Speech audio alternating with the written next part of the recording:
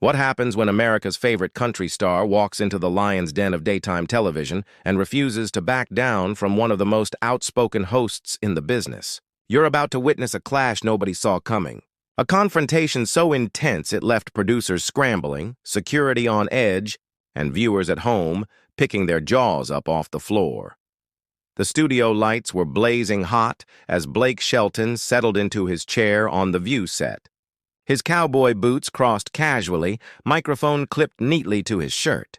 The audience buzzed with excitement, expecting the usual light-hearted banter that comes with a country star promoting his latest album.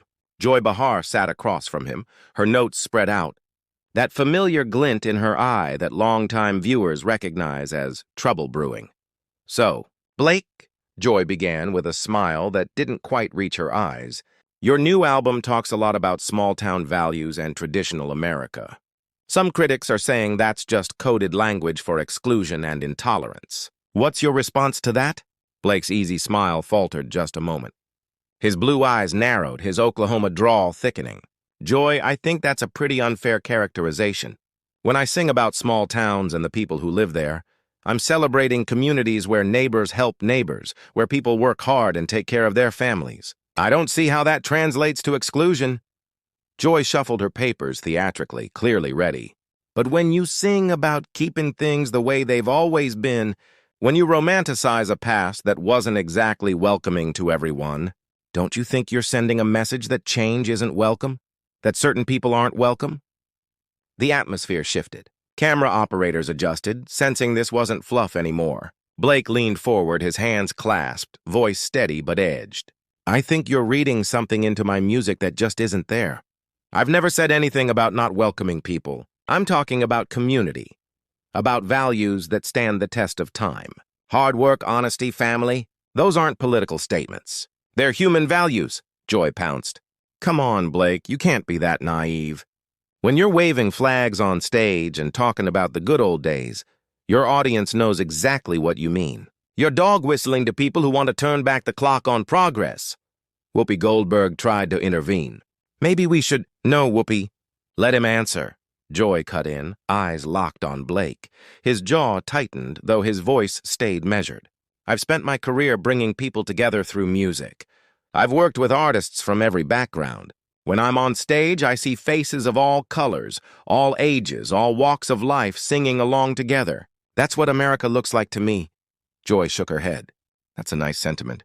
But let's talk reality. Your fan base is mostly white, mostly rural, mostly conservative. When you sing about traditional values, they hear traditional hierarchies. When you sing about the way things used to be, they're thinking about when women knew their place and minorities knew theirs."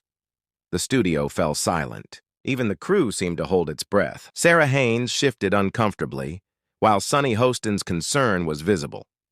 "That is completely out of line," Blake said, his voice low, dangerous.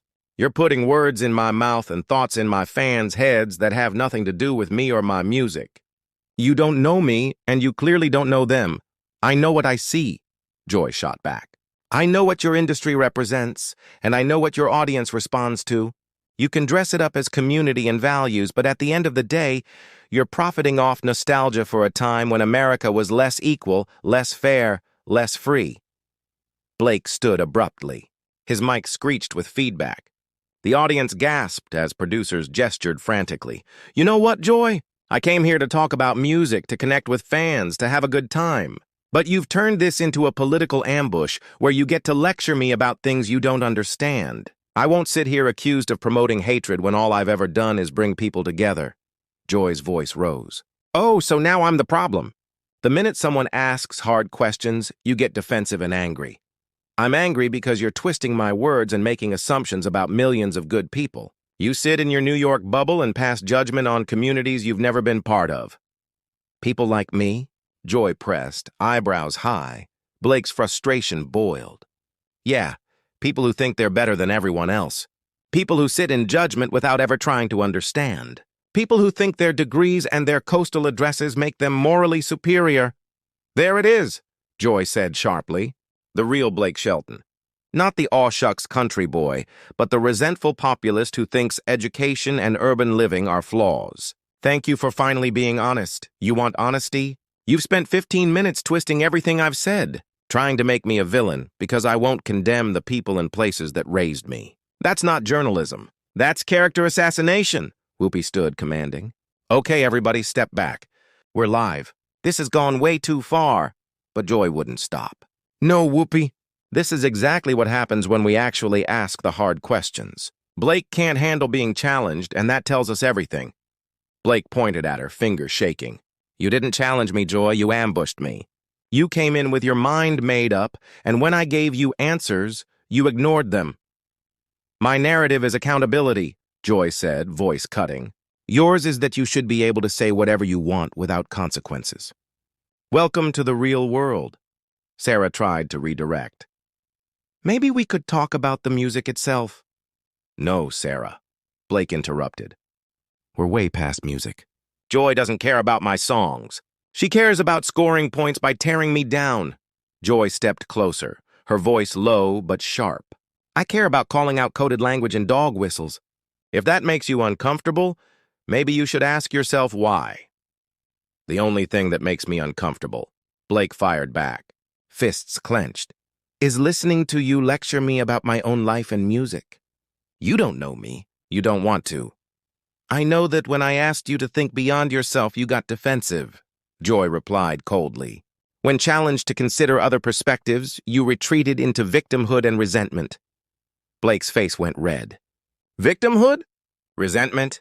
You've spent 20 minutes attacking everything I stand for. And when I defend myself, you call it a meltdown? What did you expect me to do? Sit here and smile while you destroyed me? I expected you to have an adult conversation, Joy snapped. Instead, you've proven that beneath the country boy charm is someone who can't handle being challenged by a woman who won't back down. That line broke him. Blake ripped off his mic, threw it onto the table with a clatter. That's it. I'm done. Joy, you're a bitter, miserable person who gets her kicks from tearing people down. I won't be part of your show, Joy's voice followed as he stormed off. And you're a privileged celebrity who can't handle the truth. Walking away when the conversation gets difficult, that's telling. Blake turned one last time, his voice calm but cutting. The only thing telling here is that you think this was a conversation. It was an ambush. And everyone watching knows it. Producers rushed in. One tried to calm him. Blake, maybe we can work this out. No, Blake said firmly. I came here in good faith and got attacked. There's nothing to work out. Joy couldn't resist a final jab. Good faith would have been acknowledging your music might send mixed messages. Blake froze, turned back. Good faith would have been asking me real questions instead of setting traps. Listening to my answers instead of waiting for your next attack. But you don't know anything about good faith, do you? The silence was deafening. Even Joy hesitated, the weight of the moment sinking in. Whoopi stepped in desperately. Ladies and gentlemen, we're going to take a quick commercial break. But Blake wasn't waiting. He strode off, security flanking him, the audience still stunned. At the edge of the stage, he turned once more. To anyone watching who thinks Joy spoke for them, ask yourself if this is who you want representing your views. Because what I just experienced wasn't journalism. It wasn't debate. It was cruelty disguised as righteousness. With that, he left. The cameras kept rolling, capturing Joy's defiant face, tinged with something like regret, as producers scrambled. Viewers at home knew instantly they'd just witnessed a moment that would be replayed, dissected, and argued over for months. What do you think? Did Joy go too far pressing Blake on his messaging? Or was she right to challenge him? Drop your thoughts in the comments below, and don't forget to subscribe. Because when celebrities and controversy collide on live television, you never know what might happen next.